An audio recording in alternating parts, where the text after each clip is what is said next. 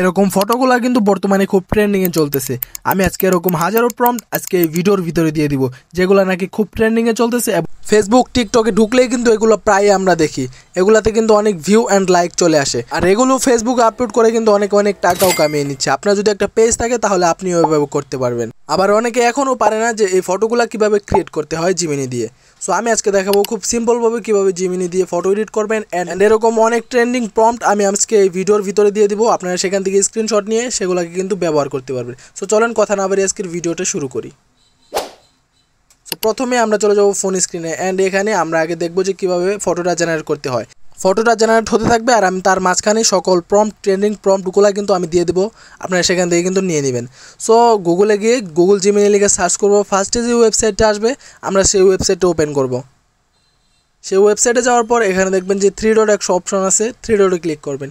Click করে এখান থেকে দেখবেন যে ন্যানো বানানা ক্রিয়েট ইমেজ, এটাতে ক্লিক করবেন। এটাতে ক্লিক করলে কি হবে, আপনার ফেসটা কিন্তু 100% এটা মিলে যাবে।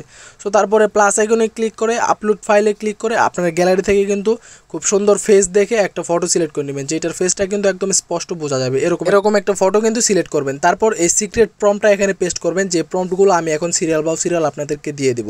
এই যে প্রম্পটগুলো দেখতে পাচ্ছেন, এগুলা কিন্তু আপনারা স্ক্রিনশট নিয়ে গুগল ট্রান্সলেটে গিয়ে এগুলা কিন্তু আপনারা এখান থেকে কপি করে নিতে পারবেন।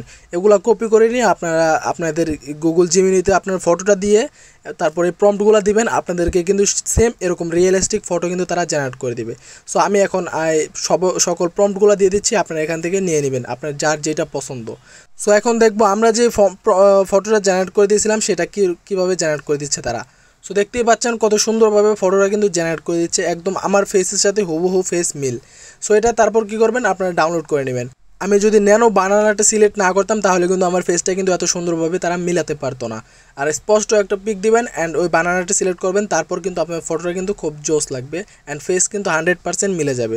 সো ভিডিওটা এই পর্যন্তই, ভালো লাগলে চ্যানেলটাকে অবশ্যই সাবস্ক্রাইব করে রাখবেন। ধন্যবাদ।